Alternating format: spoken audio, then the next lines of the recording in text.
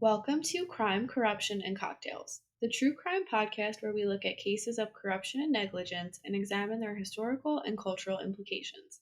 Today, I'm drinking a margarita on the rock. What do you have? I am drinking a mojito, and on this week's case, we're going to be discussing the murder of Tejano music star Selena at the hands of Yolanda Saldivar.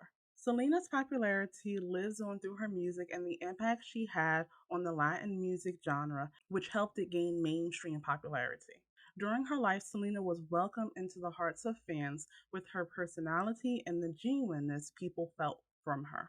So let's go into some background on Selena and how she became known as the Tejano Madonna. Selena Quintanillas was born in Lake Jackson, Texas, to Abraham and Marcella on April 16, 1971.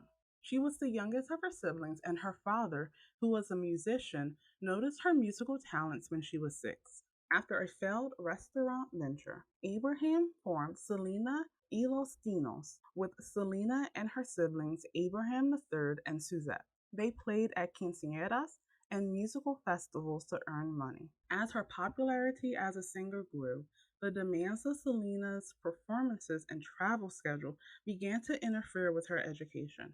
Her father then took her out of school when she was in the 8th grade. At 17, Selena earned a high school diploma from the American School of Correspondence in Chicago. Abraham refurbished an old bus that he named Big Bertha, and the family used it as their tour bus. In the first years of touring, the family sang for food and barely had enough money to pay for gasoline. In 1984, Selena recorded her first LP record, Selena y los Dinos, for Freddie Records. Despite wanting to record English language songs, Selena recorded Tejano music compositions, a male-dominated Spanish language genre with German influence of polka, jazz, and country music, popularized by Mexicans living in the United States. Abraham believed Selena should record music related to their heritage. During the recording sessions for the album, Selena had to learn Spanish with guidance from her father. In 1985, to promote the album, Selena appeared on the Johnny Canales Show, a popular Spanish language radio program on which she continued to appear for several years. Selena was discovered by musician Rudy Trevino, founder of the Tejano Music Awards, where she won Female Vocalist of the Year in 1987 and for 9 consecutive years after. Selena released her self-titled debut album on October 17, 1989. The album peaked at number 7 on the U.S. Billboard Regional Mexican Album Charts. Selena released her second studio album, Ven Conmigo, in September 1990, which featured the track Bala Cumbia, which became Selena's most successful song. During this time, Chris Perez was hired as a guitarist for the band. Selena and Chris started a relationship in secret but had to reveal the relationship to Abraham after they were caught flirting by Selena's sister Suzette. Abraham disapproved of the relationship and fired Chris. Selena and Chris believed Abraham would never accept their relationship and on the morning of April 2nd, 1992, eloped. Abraham later approached Chris to apologize, accepted the marriage, and took Perez back into the band. A month after her elopement, Selena released her third studio album, Entre a Mi Mundo, in May 1992. The album was critically acclaimed as her breakthrough album. The recording peaked at number 1 on the U.S. Billboard Regional Mexican Album Charts for 8 consecutive months. One of the songs, Como la Flor, helped Selena to dominate the Latin music charts and became immensely popular in Mexico. Selena released live a year after Entre a Mi Mundo. It was recorded during a free concert at the Memorial Coliseum in Corpus Christi on February 7, 1993. Selena released her fourth studio album, Amor Prohibido, in March 1994. The recording debuted at number 3 on the U.S. Billboard Top Latin Albums chart. After peaking at number 1 on the top Latin albums, the album remained in the top 5 for the rest of the year and into early 1995. Her final album, Dreaming of You, was released posthumously on July 18, 1995.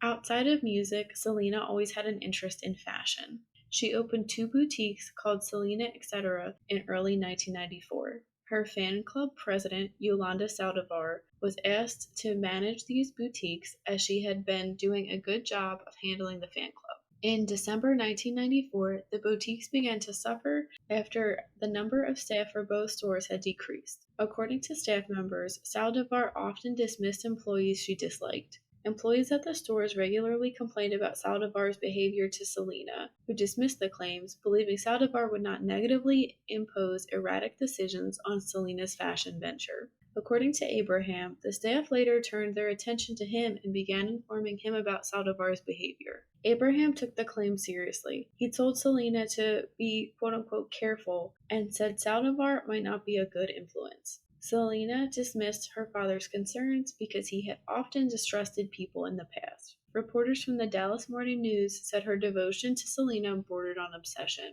According to Abraham, in January 1995, he began receiving telephone calls from fans who said they had paid for membership in the Selena fan club and had received nothing in return for it, and he began an investigation. Abraham discovered that Saldivar had embezzled more than $30,000 via forged checks from both the fan club and the boutiques. Abraham held a meeting with Selena and Suzette on the night of March 9th at Q Productions to confront Saldivar.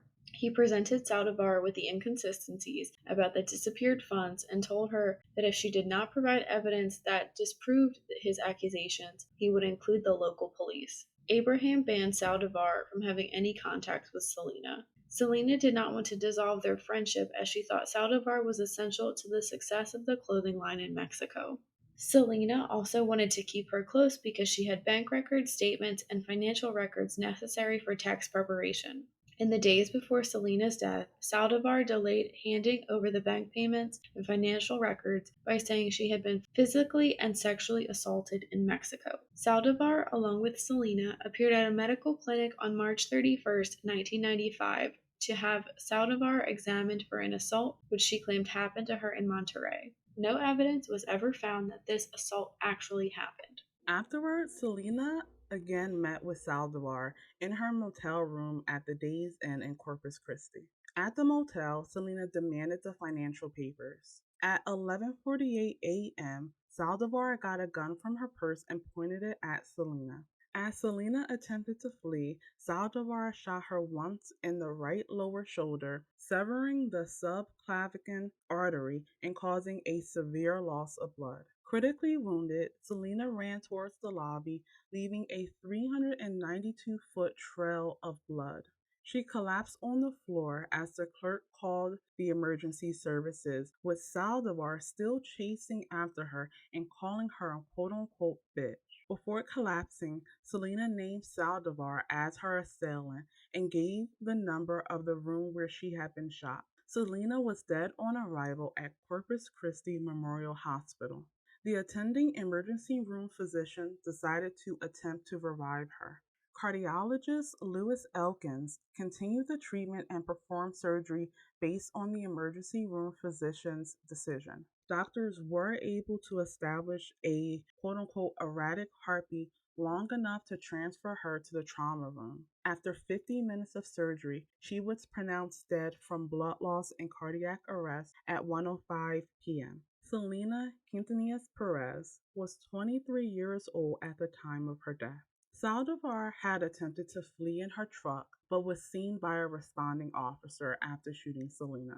It was later thought that she was going to go to Q Productions to shoot Abraham and others who were waiting for Selena to return. The officer left his vehicle, drew his gun, and ordered Saldivar out of the truck. Saldivar did not comply, and she backed up and parked adjacent to other cars. Her truck was then blocked by police vehicles. Saldivar picked up the pistol, pointed at her right temple, and threatened to commit suicide. Officers Larry Young and Isaac Valencia began negotiating with Saldivar. Later that afternoon, police drained the gasoline from the gas tank of Saldivar's car and turned on the floodlights.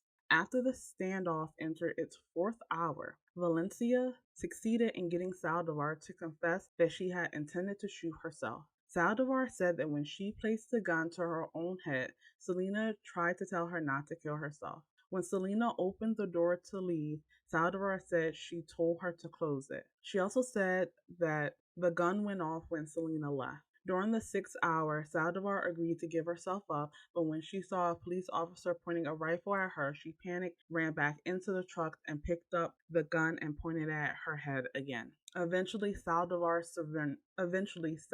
surrendered after more than a 9 hour standoff with police. Within 20 minutes of Saldivar's surrender, she was taken to the downtown police station in Corpus Christi and placed in an interrogation room with investigators Paul and Ray Rivera. Saldivar went back and forth between "I can't believe I killed my best friend" to "it was an accident" to "I was trying to kill myself." Saldivar's bail bond was initially set at $100,000, but the district attorney Carlos Valdez persuaded the judge to raise it to $500,000. Saldivar pleaded not guilty, saying that the shooting was accidental. On October 23, 1995, the jury deliberated for 2 hours before finding Saldivar guilty of murder. She received the maximum sentence of life in prison.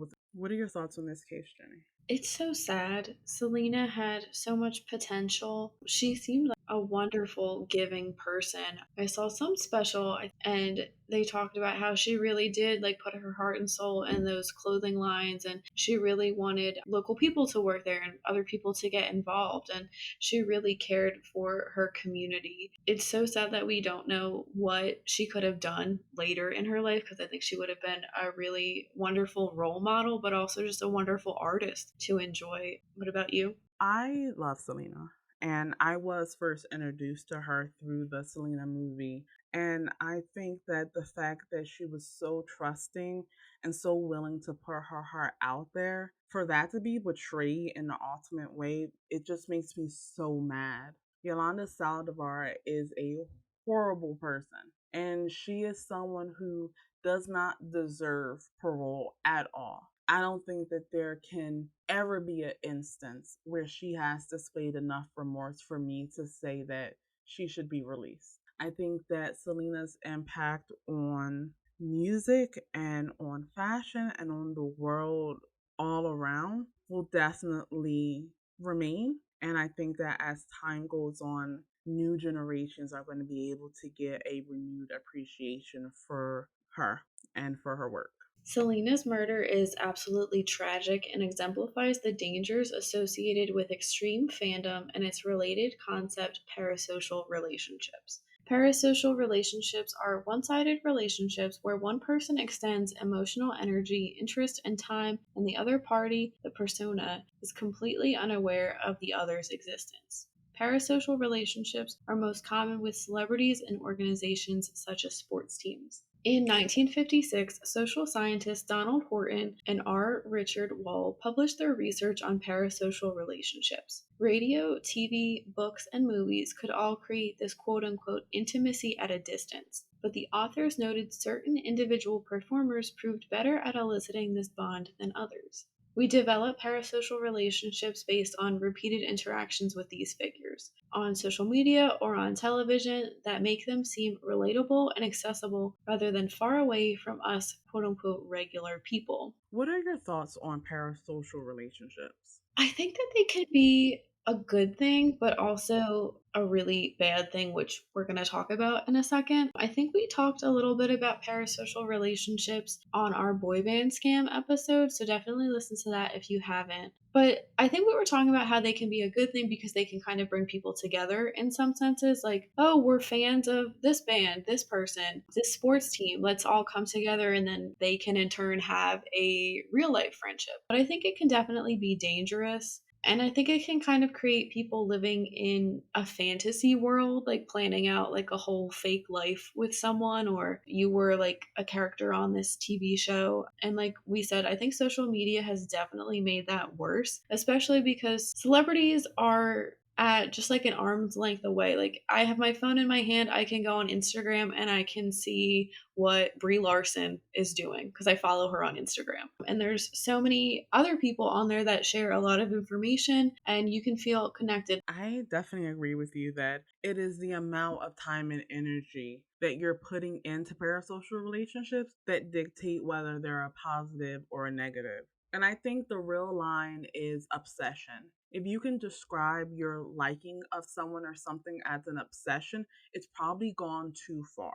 And it's probably gone to a very dangerous place where this person or thing is taking up a lot of your free time. You're not able to really communicate with people that are actually a part of your life. And I agree that there are so many positives that come out of parasocial relationships. I know that they tend to get a negative rap, and like you said, we're going to talk about the very negative side of parasocial relationships. But I think in all, it's that community building element of we have a similar like, we're a part of a similar fandom. And I think that the more people that have that type of parasocial relationship, that type of fandom, the less we will see these tragic incidents. Unfortunately, Selena is not the only celebrity that has been murdered by someone who considered themselves a fan. Rebecca Schaefer was a model and actress best known for her role in My Sister Sam. In 1985, Robert John Bardo started stalking Schaefer after his previous obsession, Samantha Smith, died in a plane crash. In 1987, he traveled to Los Angeles hoping to meet Schaefer on the set of My Sister Sam, but Warner Brothers security turned him away. He returned a month later armed with a knife, but security guards again prevented him from gaining access. He wrote numerous letters to Schaefer, one of which she answered. Bardo watched Schaefer in the black comedy Scenes from the Class Struggle in Beverly Hills in 1989, in which she appeared in bed with another actor. Bardo became enraged by the scene and, apparently out of jealousy, decided that Schaefer should be punished for becoming quote unquote another Hollywood whore. Author Richard Jackson had stalked and stabbed Teresa Saldana in 1982, and Bardo learned that Jackson had used a private investigator to obtain Saldana's address. Bardo then paid a detective agency in Tucson $250 to find Schaefer's home address in California's Department of Motor Vehicle Records. His brother helped him to obtain a handgun. On July 18, 1989, Robert John Bardo shot and killed Schaefer at her home in West Hollywood. There's also the case of Christina Grimmie. Christina Grimmie was a singer who appeared on the music talent show The Voice. On June 10, 2016, Grimmie performed with Before You Exit at the Plaza Live in Orlando, Florida. Earlier that day, she posted a shout out on social media asking people to attend the concert. After their performance ended at 10 p.m. local time, Grimmie signed autographs inside the venue. At 10:24 p.m., Grimmie was shot by 27-year-old Kevin James Loibel after initially opening her arms to give him a hug. As witnesses fled the scene, Loibel was tackled by Grimmie's brother and the men scuffled. Loibel broke free, backed against the wall, and shot himself dead. Grimmie was on the floor and bleeding from the head. After CPR was performed on her, 911 was called and she was taken to Orlando Regional Medical Center in critical condition with 4 gunshot wounds. She was pronounced dead just before 11 p.m. An autopsy revealed that Grimmie was shot once in the head and twice in the chest. The Orlando Sentinel described Loibel's motive as, quote, "If I can't have you, then nobody else can, and I'm going to possess you by taking your life," end quote. And finally, and perhaps the most famous example of a fan killing a celebrity, on December 8, 1980, Mark David Chapman killed John Lennon. At approximately 5 p.m. on December 8, 1980, Lennon autographed a copy of Double Fantasy for fan Mark David Chapman before leaving the Dakota with Yoko Ono for a recording session at the record plant. After the session, Lennon and Ono returned to their Manhattan apartment in a limousine at around 10:50 p.m. They exited the vehicle and walked towards the archway of the building when Chapman shot Lennon twice in the back and twice in the shoulder at close range. Lennon was rushed in a police cruiser to the emergency room of Roosevelt Hospital, where he was pronounced dead on arrival at 11:15 p.m. Chapman avoided going to trial when he ignored his attorney's advice and pleaded guilty to second-degree murder and was sentenced to 20 years to life.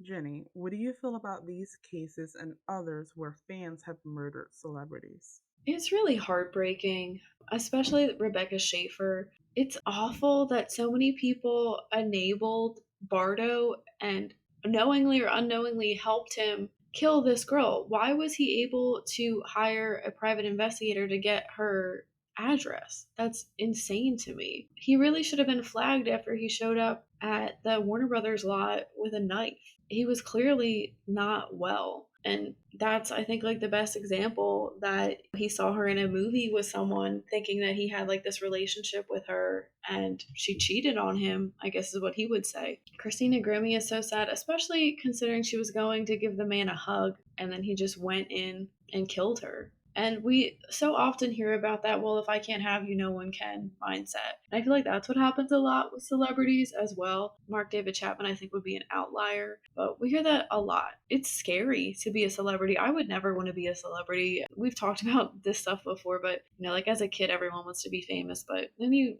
think about all the stuff you have to deal with, like it's not appealing to me at all. It's one of those things where you're like, how can you call yourself a fan and then completely go in such a horrendous direction? And yeah, when it comes to the Schaefer case, I do think it was so weird that the DMV was just handing out people's addresses. Apparently, it was a very common thing at the time for someone to be able to just go to the DMV and get someone's address. Luckily, they have changed that now, but still, the fact that something tragic like this always has to happen for common sense protections for people's privacy to be put in place is a real shame. And, shame on our system for that. And when it came to the Grimmie case, one of the things that always struck me as just off putting was all the signs that were around her murderer, and the fact that people were saying he was acting strange, he was creeping them out, and security did nothing about it.